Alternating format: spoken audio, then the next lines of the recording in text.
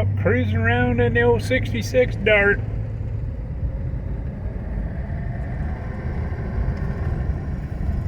Seems to run just fine till you floor it. She got a bad rod knock,